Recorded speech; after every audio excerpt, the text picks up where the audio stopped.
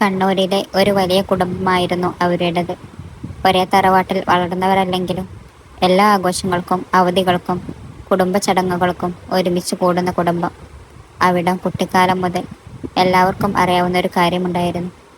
വീരാജും സിനിയും ഒരുമിച്ചുണ്ടെങ്കിൽ എന്തെങ്കിലും പ്രശ്നം അവിടെ ഉറപ്പാണ്. 5ാം ക്ലാസ്സിൽ പഠിക്കുമ്പോൾ ഒരു സംഭവമുണ്ടായിരുന്നു. ഓണാഘോഷത്തിന് കുടുംബം മുഴുവൻ ഒരുമിച്ച് കൂടിയ ദിവസം എല്ലാ കുട്ടികളും ചേർന്ന് ക്രിക്കറ്റ് കളിക്കുകയായിരുന്നു. ബാറ്റിംഗ് വിരാജിനായിരുന്നു. അവൻ അടിച്ച പന്ത് നേരെ പോയി പൂച്ചട്ടി തകർത്തു. പക്ഷേ കുറ്റം മുഴുവൻ സിനിയുടെ തലയിൽ വീണു. കാരണം അവസാനം പന്തെടുത്തത് അവളായിരുന്നല്ലോ. അന്നു മുതൽ തുടങ്ങിയ ഇരുവരും തമ്മിലുള്ള വഴക്ക് കുറെ കൂടി ശക്തമായി മുന്നോട്ട് പോയി. വർഷങ്ങൾ കടന്നു. വിരാജ് വളർന്നു. ഉയരമുള്ള, ആത്മവിശ്വാസമുള്ള, ബിസിനസ്സിനെക്കുറിച്ച് വ്യക്തമായ കാഴ്ചപ്പാടുള്ള ചെറുപ്പക്കാരൻ.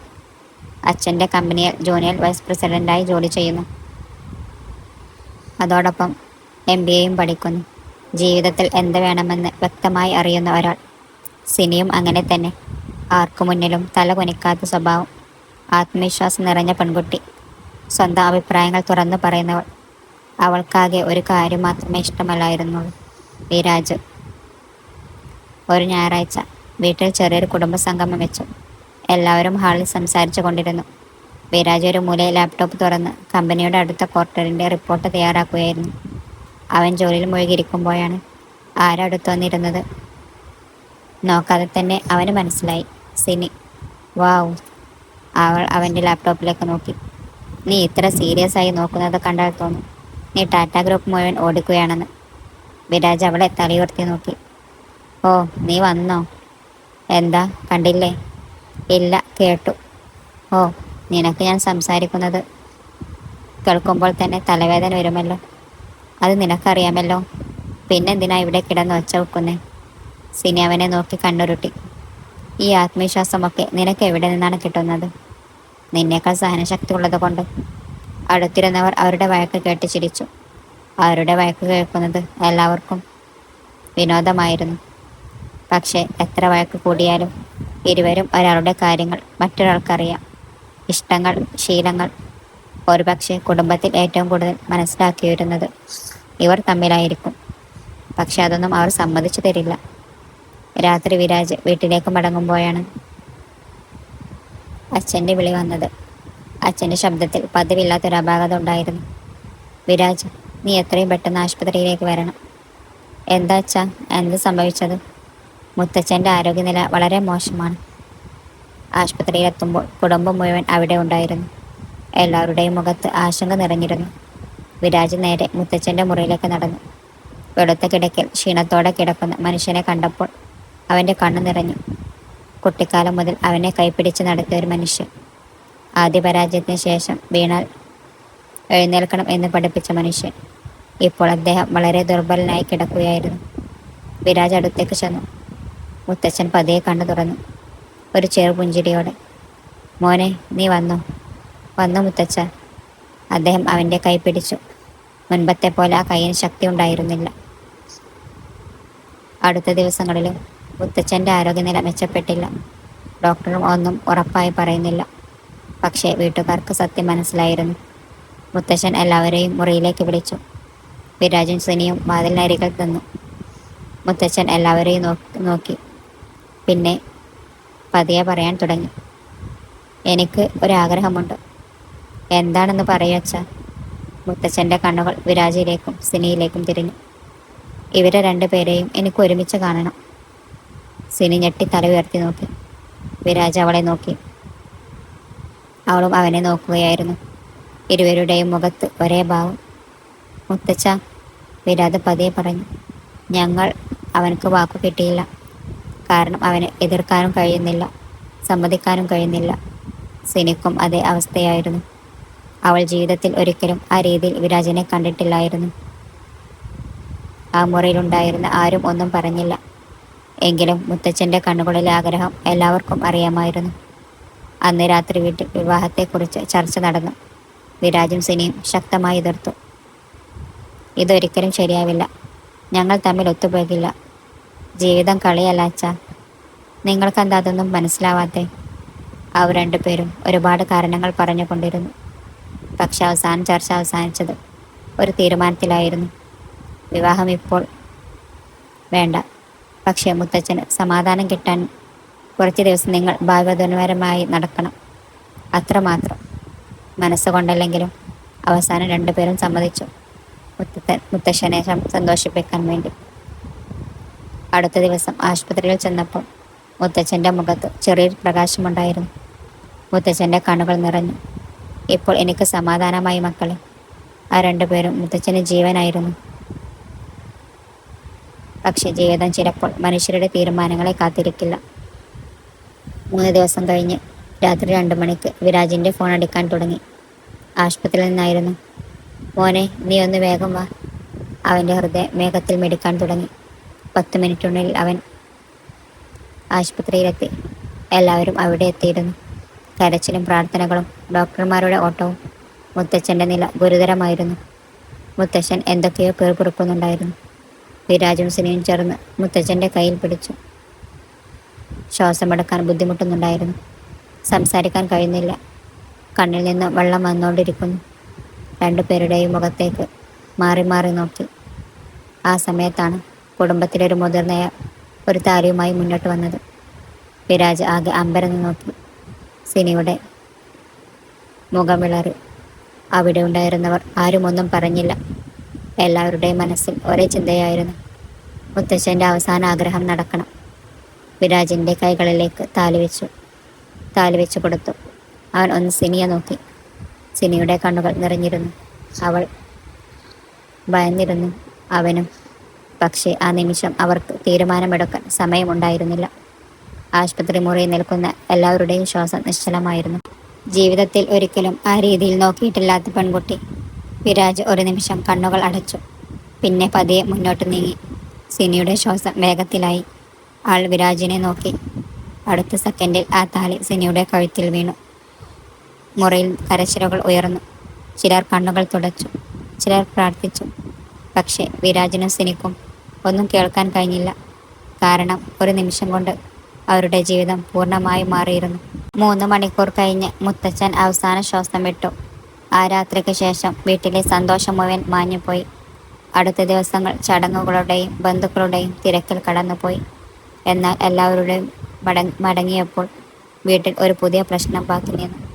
വിവാഹം കഴിഞ്ഞു, പക്ഷെ അത് എങ്ങനെ സംഭവിച്ചെന്ന് എല്ലാവർക്കും അറിയാം. പക്ഷേ ഇനി ഈ ബന്ധം തുടരണമോ അല്ലെങ്കിൽ ഇവിടെ അവസാനിപ്പിക്കണോ? ഒരു വൈകുന്നേരം വീട്ടിലെ പഴയ വരാന്തയിൽ വിരാജ് ഒറ്റയ്ക്ക് ഇരിക്കുകയായിരുന്നു. സൂര്യൻ അസ്തമിക്കാൻ തുടങ്ങിയ സമയം. അവൻ എന്തോ ചിന്തയിലാണ്. അപ്പോഴാണ് സിനി വന്ന് മുന്നിലെ കസേരയിലിരുന്നത്. രണ്ടുപേരും കുറച്ചു നേരം ഒന്നും പറഞ്ഞില്ല. ഇനി എന്താ ചെയ്യുന്നത്? വിരാജ് അവളെ ഒന്ന് നോക്കി. എന്ത്, ഈ വിവാഹം? അവനൊന്നും മിണ്ടാതെ നിന്നു. ചോദ്യം ലളിതമാണെങ്കിലും മറുപടി അത്ര എളുപ്പമല്ലായിരുന്നു.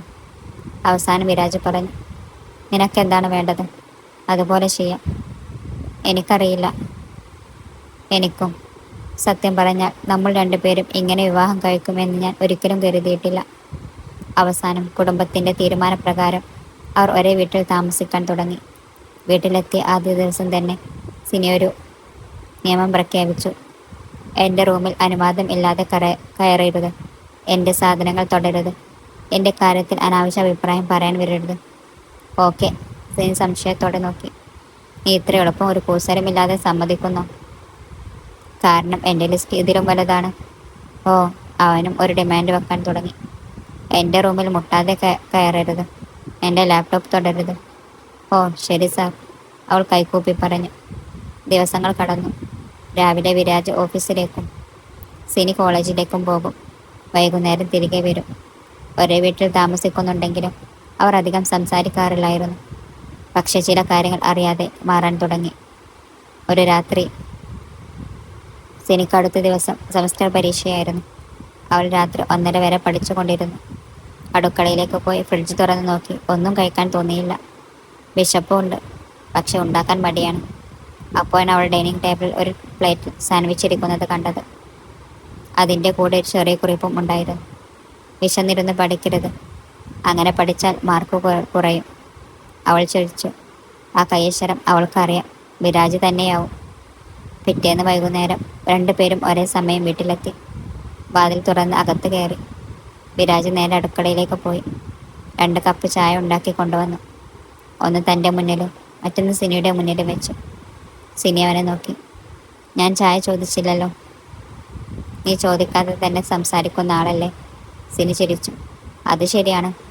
ബാൽക്കണിയിലിരുന്ന് രണ്ടുപേരും ചായ കുടിക്കുകയായിരുന്നു. ഞാനൊരു കാര്യം ചോദിച്ചോട്ടെ? സിനി ചോദിക്ക്. പണ്ട് നീ എപ്പോഴും എന്നോട് ഇത്ര ദേഷ്യപ്പെട്ടിരുന്നത് എന്തിനാ? ഇപ്പോൾ നീ ഒരു വഴക്കിനും വരുന്നില്ലല്ലോ. വിരാജ് ചിരിച്ചു. കാരണം നീ എപ്പോഴും എന്നെ ഓരോന്ന് പറഞ്ഞ് പ്രകോപിക്കുമായിരുന്നു. ഇപ്പോൾ അങ്ങനെയല്ലല്ലോ. നീ ഒരുപാട് മാറിയിരിക്കുന്നു. അപ്പോൾ നമ്മൾ ഒരേപോലെയാണ്. രണ്ടുപേരും ചിരിച്ചു. ഒരു പക്ഷേ ആദ്യമായി അവർ പരസ്പരം മനസ്സിലാക്കാൻ തുടങ്ങുകയായിരുന്നു. അവർ അറിയാതെ. അന്ന് രാത്രി ഉറങ്ങാൻ കിടന്നപ്പോൾ വിരാജിൻ്റെ മനസ്സ് മുഴുവൻ സിനിയായിരുന്നു. അതേസമയം അടുത്ത മുറിയിൽ കിടന്ന് സിനിയും ഒരു കാര്യം ചിന്തിക്കുകയായിരുന്നു. ഇന്നവൻ ചിരിച്ചപ്പോൾ അവനെ തന്നെ നോക്കി നിൽക്കാൻ തോന്നിയത് എന്തുകൊണ്ടാണ്? ഉടനെ അവൾ തലയിണം മുഖത്തേക്ക് വലിച്ചിട്ടു. എന്തൊക്കെയാണ് ചിന്തിക്കുന്നത്? പക്ഷേ ഉറങ്ങുന്നതിന് മുമ്പ് ആ ചിരി അവളുടെ മനസ്സിൽ വന്നു. അറിയാതെ തന്നെ അവളുടെ ചുണ്ടുകൾ ഒരു ചെറിയ പുഞ്ചിരി വിരിഞ്ഞു. വിവാഹം കഴിഞ്ഞിട്ടിപ്പോൾ ഏകദേശം 2 മാസമായിരുന്നു. ഇപ്പോൾ വിരാജും സിനിയും ഒരേ വീട്ടിൽ ജീവിക്കുന്നതിൽ പതിഞ്ഞിരുന്നു. മുൻപ് ദേഷ്യത്തോടെ സംസാരിച്ചിരുന്നവർ ഇപ്പോൾ തമാശയും കളിയാക്കലുകളുമായിരുന്നു. അന്ന് വിരാജിന് ഓഫീസ് ലീവായിരുന്നു. അവൻ ഹാളിൽ ഇരുന്ന് ലാപ്ടോപ്പിൽ എന്തോ നോക്കുകയായിരുന്നു. അപ്പോഴാണ് സിനി താഴേക്ക് വന്നത്. സാധാരണ കോളേജ് ദിവസങ്ങളിൽ കാണുന്ന തിരക്കില്ല. ഒരു ലൂസ് ടീഷർട്ടും ട്രാക്ക് പാൻറ്റും. മുടി അലക്ഷ്യമായി കെട്ടിയിട്ടുണ്ട്. കയ്യിലൊരു കപ്പ് കാപ്പി. Good morning. വിരാജ് ഒന്ന് അമ്പരന്നു. നീയാണ് ഈ പറയുന്നത്? എന്ത് ഗുഡ് മോർണിംഗ്? അതിലിപ്പോൾ എന്താ പ്രശ്നം? സാധാരണ നീ പറയാറില്ലല്ലോ. സിനി ചിരിച്ചു. ഇന്ന് ഞാൻ നല്ല മൂഡിലാണ്. അപ്പോൾ എനിക്ക് സൂക്ഷിക്കണം. അവൾ കുഷ്യനെടുത്ത് അവൻ്റെ നേരെ എറിഞ്ഞു. വിരാജ് അവളെ നോക്കി ചിരിച്ചു. ആ ചിരി കണ്ടപ്പോൾ സിനിയുടെ മനസ്സിൽ എന്തോ ചെറിയൊരു കുലുക്കം തോന്നി. ദൈവമേ, ഇവൻ്റെ ഈ ചിരി കാണുമ്പോഴാണ് അവനെ തന്നെ നോക്കി നിൽക്കാൻ തോന്നുന്നത്. Control Sini, control. അവൾ അത് പെട്ടെന്ന് അവസാനിച്ചു. പിന്നെ ഞാൻ ദയുടെ വീട് വരെ പോയി വരാൻ ചിലപ്പോൾ ലേറ്റാവും. സിനി തൻ്റെ ഏറ്റവും അടുത്ത സുഹൃത്തായ ദയയെ കാണാൻ പോയി. രാത്രി 8 മണിയായിട്ടും സിനി വന്നില്ല. അവസാനം 9:30 ആയപ്പോൾ അവൻ ഫോണെടുത്തു. സിനിയുടെ നമ്പർ ഡയൽ ചെയ്തു. 1ാമത്തെ റിങ്ങിൽ തന്നെ ഫോണെടുത്തു. ഹലോ, എവിടെയാണ്? അവൾ 2 സെക്കൻഡ് നിശബ്ദയായി. വീട്ടിലെത്തിയിട്ടില്ല. അതെനിക്കറിയാം. എവിടെയാണെന്ന് ചോദിച്ചതാണ്. ദയയുടെ കൂടെയാണ്. ഇപ്പോഴും? അതെ. സമയം എത്രയാണെന്നറിയാമോ? സിനി ചിരിച്ചു. അതിനെന്താ? ഒന്നുമില്ല. പിന്നെന്തിനാ വിളിച്ചത്? നീ എന്താ എന്നെ മിസ് ചെയ്യുന്നുണ്ടോ? വിരാജ് മറുപടി ഒന്നും പറഞ്ഞില്ല. എനിക്ക് ചെറിയ പനിയുണ്ട്. ഞാൻ ഹോസ്പിറ്റലിൽ പോയിട്ടേ വരും. അതും പറഞ്ഞ് അവൾ ഫോൺ കട്ട് ചെയ്തു. അടുത്ത ദിവസം പനിയുടെ ക്ഷീണം കാരണം അവൾ രാവിലെ വൈകിയാണ് എഴുന്നേറ്റത്. കണ്ണു തുറന്നപ്പോൾ വാതിൽ മുട്ടുന്ന ശബ്ദം കേട്ടു. സിനി. വിരാജിൻ്റെ ശബ്ദം. വാതിൽ തുറക്ക്. അവൾ പതിയെ വാതിൽ വിരാജ് നിൽക്കുന്നു. കയ്യിൽ ട്രേ. അതിൽ ചായയും മരുന്നുമുണ്ടായിരുന്നു. സിനി അവനെ നോക്കി. എന്താ ഇത്? ഡോക്ടർ സാർ അയച്ചു തന്നതാണ്. ഏത് ഡോക്ടർ? ഞാൻ. ഓ എൻ്റെ ദൈവമേ, ഇത് കഴിച്ചിട്ട് കിടക്ക്. അവൾ മരുന്ന് വാങ്ങി. പക്ഷെ അവളുടെ കണ്ണുകൾ അവൻ്റെ മുഖത്തായിരുന്നു. സിനി പനി കുറഞ്ഞ ശേഷം താഴേക്ക് വന്നു. വിരാജ് സോഫയിലിരുന്ന് എന്തോ വായിക്കുകയായിരുന്നു. അവൾ അവൻ്റെ അടുത്തേക്ക് ചെന്നു. Thank you. വിരാജ് തല ഉയർത്തി. എന്തിന്? നീ എന്നെ കെയർ ചെയ്തതിന്. അതിന് അതൊക്കെ പറയണം. ഒരു നിമിഷം രണ്ടുപേരും പരസ്പരം നോക്കി. സാധാരണ ഇങ്ങനെ നോക്കിയാൽ വഴക്ക് തുടങ്ങുമായിരുന്നു. പക്ഷേ ഇത്തവണ രണ്ടുപേരും കണ്ണു മാറ്റിയില്ല. അവൾ അവൻ്റെ അടുത്തേക്ക് പതിയെ നീങ്ങിയതും വിരാജ് പെട്ടെന്ന് മുഖം തിരിച്ച് മാറി നിന്നു. കാരണം കൂടുതൽ നേരം നോക്കിയാൽ എന്താ സംഭവിക്കാൻ പോകുന്നതെന്ന് അവനറിയാമോ. ദിവസങ്ങൾ വീണ്ടും കടന്നു. ഇന്ന് വിരാജിൻ്റെ കമ്പനിയുടെ വാർഷികാഘോഷമുണ്ടായിരുന്നു. കുടുംബാംഗങ്ങളെയും ക്ഷണിച്ചിരുന്നു. അവൻ സിനിയോടും കൂടെ വരാൻ ക്ഷണിച്ചു. ഞാൻ വരേണ്ടതുണ്ടോ? സിനി ചോദിച്ചു. വരണം. സിനി തയ്യാറായി താഴേക്ക് വന്നു. ഒരു സിമ്പിൾ സാരി, സിമ്പിൾ മേക്കപ്പ്, ചെറിയൊരു കമ്മൽ, അത്രമാത്രം. പടികൾ ഇറങ്ങി വരുന്ന അവളെ കണ്ട നിമിഷം വിരാജ് ഫോണിൽ സംസാരിക്കാൻ നിർത്തി. അവൻ്റെ സുഹൃത്തുക്കൾ എന്തോ ചോദിച്ചു കൊണ്ടിരുന്നു. പക്ഷെ അവൻ അതൊന്നും കേട്ടില്ല.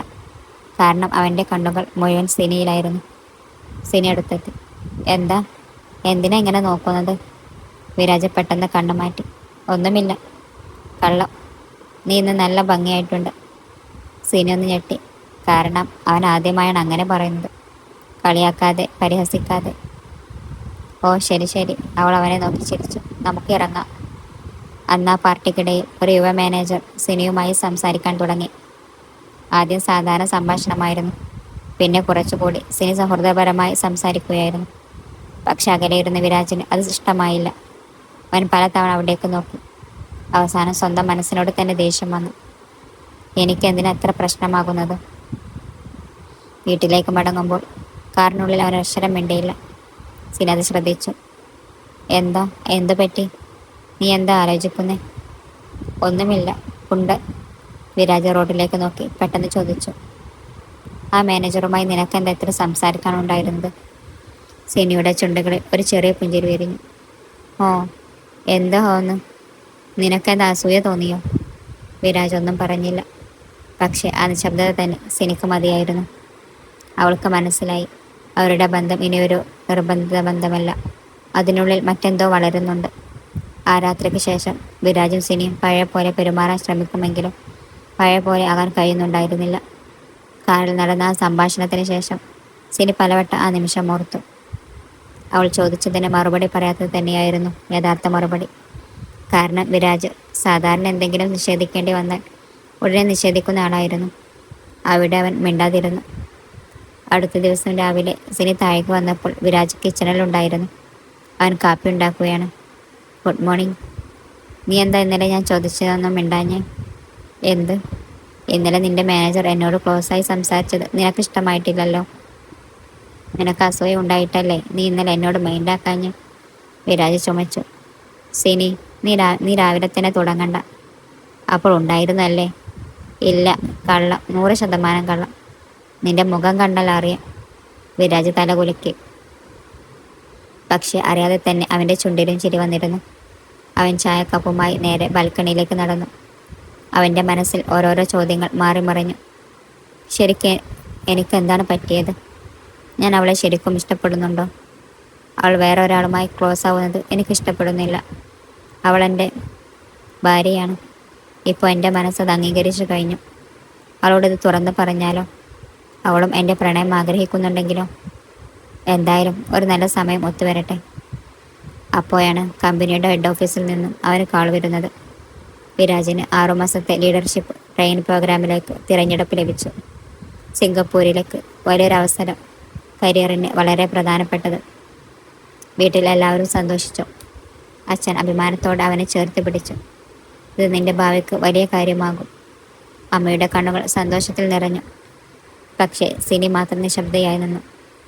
അന്ന് രാത്രി എല്ലാവരും ഉറങ്ങിയ ശേഷം സിനി ബാൽക്കണിയിൽ നിൽക്കുകയായിരുന്നു. വിരാജ് അടുത്തേക്ക് വന്നു. എന്താ, നീ ഉറങ്ങിയില്ലേ? ഇല്ല. എന്താ ആലോചിച്ച് നിൽക്കുന്നേ? അവൾ കുറച്ചു നേരം ഒന്നും വേണ്ടിയില്ല. പിന്നെ അവൾ ചോദിച്ചു, നീ പോകുന്നുണ്ടോ? പോകണം, അവൻ മെല്ലെ പറഞ്ഞു. ഇതെനിക്ക് വളരെ പ്രധാനമാണ്. അറിയാം. നിനക്കെന്താ സന്തോഷമില്ലേ? സിനി പെട്ടെന്ന് ചിരിച്ചു. നിനക്ക് ഇങ്ങനെ ഒരു അവസരം കിട്ടിയാൽ സന്തോഷിക്കേണ്ടതല്ലേ? അതെ, അപ്പോൾ എനിക്ക് സന്തോഷമാണ്. പക്ഷെ അവളുടെ ശബ്ദമൊന്നിടറി. വിരാജ് അത് തിരിച്ചറിഞ്ഞു. ഇപ്പോൾ അവളോട് എല്ലാം തുറന്നു പറഞ്ഞാലോ? അവൻ എന്തോ പറയാൻ തുടങ്ങിയതും അവൾ അവിടെ നിന്നും പോയി. അടുത്ത കുറച്ച് ദിവസങ്ങൾ ഇരുവർക്കും എന്തോ നഷ്ടപ്പെടാൻ പോകുന്ന ഫീലായിരുന്നു. ഓരോ സംഭാഷണത്തിനും ഓരോ പ്രത്യേക ഭാരം, ഓരോ ചിരിക്കും ഒരു ചെറിയ വിഷാദം. അവൻ്റെ യാത്രയുടെ തലേ ദിവസം സിനിക്ക് ഉറക്കം വന്നില്ല. ആൾ മുറിയിൽ കിടന്ന് മുകളിലേക്ക് നോക്കി കിടക്കുകയായിരുന്നു. അപ്പോഴാണ് ഫോൺ വൈബ്രേറ്റ് ചെയ്തത്. വിരാജിൻ്റെ മെസ്സേജ്. ഉറങ്ങിയോ? സിനി ഉടനെ മറുപടി നൽകി. ഇല്ല, 2 സെക്കൻഡിനുള്ളിൽ മറുപടി വന്നു. ഞാനും. അവൾ ചിരിച്ചു. 5 മിനിറ്റ് ശേഷം അവളുടെ മുറിയുടെ വാതിൽ മുട്ടുന്ന സൗണ്ട് കേട്ട് അവൾ പോയി വാതിൽ തുറന്നപ്പോൾ വിരാജ് കയ്യിൽ 2 കപ്പ് കാപ്പിയുമായി നിൽക്കുന്നു. 2 പേർക്കും ഏതായാലും ഉറക്കമില്ല. അപ്പോൾ നല്ലൊരു കാപ്പി കുടിക്കാം. അവർ കാപ്പിയുമായി നേരെ ബാൽക്കണിയിലേക്ക് നടന്നു. ആ രാത്രി അവർ ആദ്യമായി വളരെ നേരം സംസാരിച്ചു. വഴക്കില്ലാതെ, കളിയാക്കലുകളില്ലാതെ. സംസാരിച്ചു കൊണ്ടിരിക്കെ സമയം കടന്നുപോയി. അവസാനം പുലർച്ചെ 3 മണിയായി. പോകാനുള്ള ടൈമായി തുടങ്ങി. സിനിമയെല്ലാം പറഞ്ഞു. അതെ, ഇനി 6 മാസം കഴിഞ്ഞ് കിട്ടണം. പിന്നെ വിരാജ് അവളെ നോക്കി. നീ എന്നെ മിസ് ചെയ്യോ? അവൻ്റെ പെട്ടെന്നുള്ള ആ ചോദ്യം കേട്ടപ്പോൾ സിനിയുടെ ഹൃദയം ഒന്ന് വേഗത്തിലായി. മിസ് ചെയ്യുമെന്നോ? ഒരുപാട് മിസ് ചെയ്യും. നീ ഇല്ലാതെ ഒരു നിമിഷം പോലും വയ്യെന്നായി. നിന്നോടെല്ലാം തുറന്നു പറയണമെന്നുണ്ട്. പക്ഷേ എന്തോ പറ്റുന്നില്ല. അവൾ മനസ്സിൽ പറഞ്ഞുകൊണ്ട് ചിരിക്കാൻ ശ്രമിച്ചു.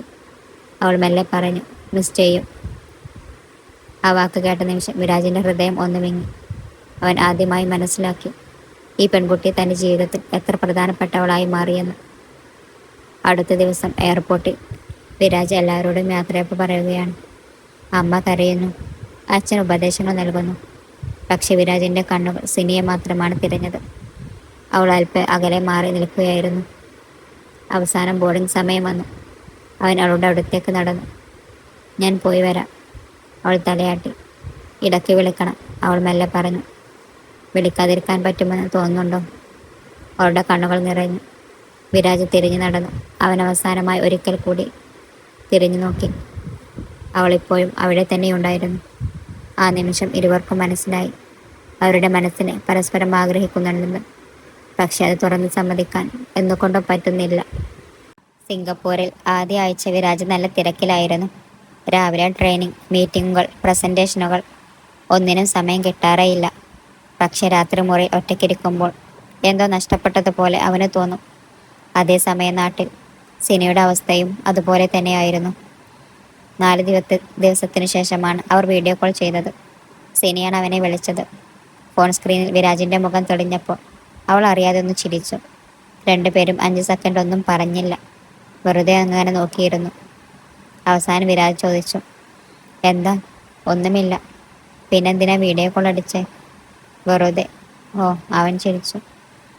വെറുതെ നോക്കി നിൽക്കാതെ എന്തെങ്കിലും പറയും. 1-2 വാക്കുകൾ സംസാരിച്ച് അവൾ ഫോൺ കട്ട് ചെയ്തു. അതിനുശേഷം വീഡിയോ കോളുകൾ ഒരു ശീലമായി. രാവിലെ കുറച്ചു നേരം സംസാരിക്കും, രാത്രി കുറച്ചു നേരം. മാസങ്ങൾ കടന്നു. അകലം കൂടുന്തോറും അവരുടെ അടുപ്പം കൂടിക്കൊണ്ടിരുന്നു. ഇത്രയൊക്കെ ആയിട്ടും അവർ പരസ്പരം പ്രണയം തുറന്ന് പറഞ്ഞിരുന്നില്ല. അടുത്ത മാസം ട്രെയിനിങ് അവസാനിച്ചു. തിരികെ പോകാനുള്ള തീയതി ഉറപ്പായി. പക്ഷെ വിരാജ് അത് സിനിയോട് പറഞ്ഞിരുന്നില്ല. സർപ്രൈസ് ആയി വച്ചു. വീട്ടിൽ എല്ലാവരോടും പറഞ്ഞു. പക്ഷെ സിനിക്ക് മാത്രം ഒന്നും അറിഞ്ഞിരുന്നില്ല. ആ ദിവസം വൈകുന്നേരം സിനി കോളേജിൽ നിന്നും വീട്ടിലെത്തി. വീട്ടിൽ വിരാജിൻ്റെ അമ്മയും അച്ഛനും, ഒപ്പം വല്യച്ഛനും വല്യമ്മയും വിരാജിൻ്റെ ഫ്രണ്ട്സും ഒക്കെയുണ്ട്. അവൾ അകത്തേക്ക് കയറി. എന്താ പോയി ഇന്ന് എല്ലാവരും ഉണ്ടല്ലോ? ആരും ഒന്നും പറഞ്ഞില്ല. എല്ലാവരും എന്തോ ഒരുമാതിരി ചിരിക്കുന്നു. അവൾ ആകെ കൺഫ്യൂസായി നിൽക്കുമ്പോൾ പിന്നിൽ നിന്നൊരു ശബ്ദം, ഹലോ. ആ ശബ്ദം കേട്ട നിമിഷം അവളുടെ ഹൃദയം ശക്തിയായി മിടിച്ചു. അവൾ തിരിഞ്ഞു നോക്കിയപ്പോൾ വിരാജ് തൻ്റെ മുന്നിൽ നിൽക്കുന്നു. അവൾ കുറച്ചു നേരം സ്റ്റക്കായി നിന്നു. പിന്നെ ഓടിച്ചെന്ന് അവനെ കെട്ടിപ്പിടിച്ചു. വിരാജ് ഒന്ന് അമ്പരന്നു. പക്ഷെ അടുത്ത നിമിഷം അവൻ അവളെ തിരികെ ചേർത്ത് പിടിച്ചു. കാരണം ആ നിമിഷം അവനും അതുതന്നെയാണ് ആഗ്രഹിച്ചിരുന്നത്. അന്ന് രാത്രി എല്ലാവരും പോയ ശേഷം സിനു പുറത്ത് ബാൽക്കണിൽ വന്ന് നിൽക്കുകയായിരുന്നു. അവൾ ദൂരത്തേക്ക് നോക്കി നിൽക്കും. പിന്നിൽ നിന്നും കാറിൻ്റെ ശബ്ദം കേൾക്കുന്നത്. അവൾ തിരിഞ്ഞു നോക്കി. ഒരു ചെറിയ പുഞ്ചിരിയോടെ വിരാജ് നിൽക്കുന്നു. അവളും അവനെ ഒന്ന് നോക്കി പുഞ്ചിരിച്ചു.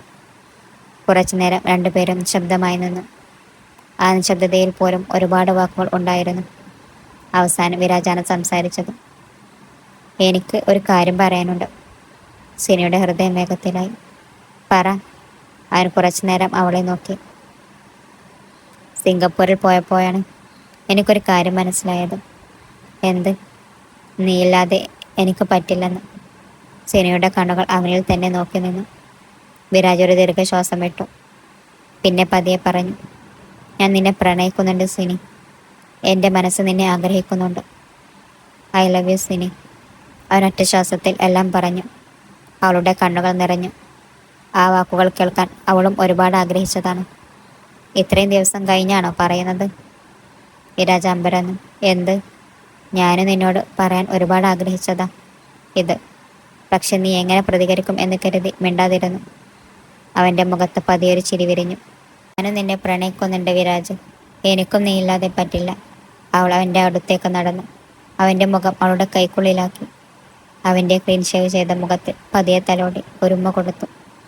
അവളുടെ പെട്ടെന്നുള്ള ആ പ്രവൃത്തിയിൽ അവനൊന്ന് ഞെട്ടി. അവൾ അവനിൽ നിന്നും പോകാൻ നിന്നതും അവൻ അവളുടെ കൈ പിടിച്ച് അവൻ്റെ അടുത്തേക്ക് വലിച്ചു. അങ്ങനെ അങ്ങ് പോയാലോ? എന്താപ്പോൾ നീ ചെയ്തേ? ഞാൻ പകരം വിട്ടട്ടെ?